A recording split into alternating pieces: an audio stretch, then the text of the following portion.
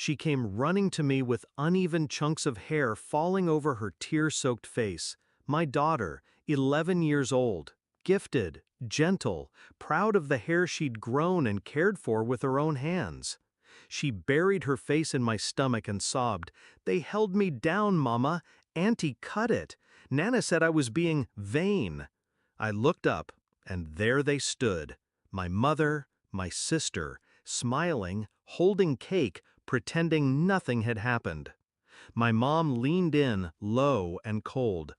"Don't make a scene. It's a child's birthday." So I didn't. I smiled, picked up my daughter, kissed her forehead, and we left. The next day, they were crying at the police station. This is the part they never saw coming. I was raised in that same house, trained in the art of silence, told to be modest, humble, grateful. Grateful even when my sister was favored, even when my voice was ignored.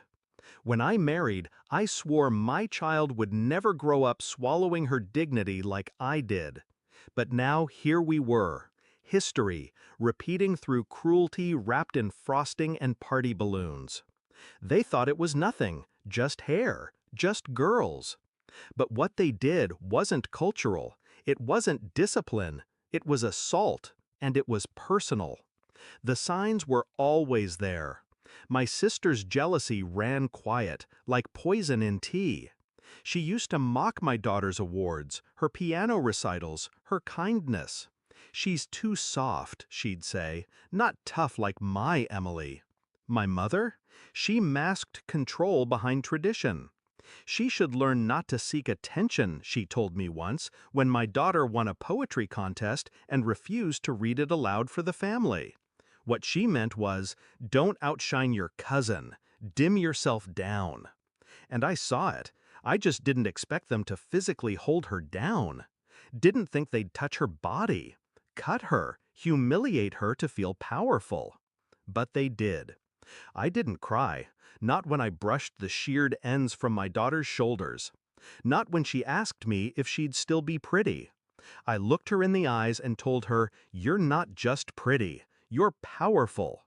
And they're about to find out why. That night, I stayed up building a case. Photo evidence, the hair on her dress, her torn bow. I took high-res pictures from every angle. She had scratches on her arms. My sister's ring had caught her when she pulled her back, a mistake she didn't know she'd made. But I documented everything. Then I recorded my daughter's statement, her voice trembling but clear. She described exactly what they did. Grandma holding her wrists, Auntie laughing as the scissors came out, Cousin Emily watching, smirking. They said she looked too grown up, that she needed humbling.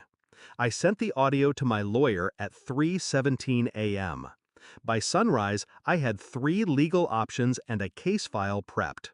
Next morning, we walked into the police station. I didn't raise my voice. I didn't need to, because I came with evidence, not emotion. The officers listened. The photos, the recording, the timeline. "She's 11, I said, "and they assaulted her in public with witnesses. I want to press charges." The detective leaned forward. "Do you know the suspects?" "Yes," I said. "They're my family." They were brought in for questioning that afternoon. My sister wailed the loudest. It was just a prank, just hair. My mother, for once, had nothing to say. No tradition to hide behind, no cultural excuse. Because this time, I didn't let it happen behind closed doors. They signed sworn statements. Their tones changed. My mother tried calling me. My sister sent an apology email. Said they didn't mean harm, that emotions got carried away. But the police don't dismiss bruises over birthday cake. The investigation is ongoing. My daughter's therapist says healing will take time, but the empowerment? That started the moment she saw me take action. We're not just letting it go. They've been served a restraining order. My sister may face charges for assaulting a minor. My mother's being reviewed for complicity. Some say it's too harsh, that family should stay together. But family doesn't pin down an 11-year-old and cut her. Family protects, uplifts, honors. Do I regret not making a scene at the party? No, because scenes fade. Cases stay. They taught me silence growing up, but they forgot I also learned how to listen, how to wait, how to strike when it counts. So I didn't shout. I documented, I built, and when the time came, I made sure the whole damn system heard me. And my daughter? She's growing her hair back on her own terms.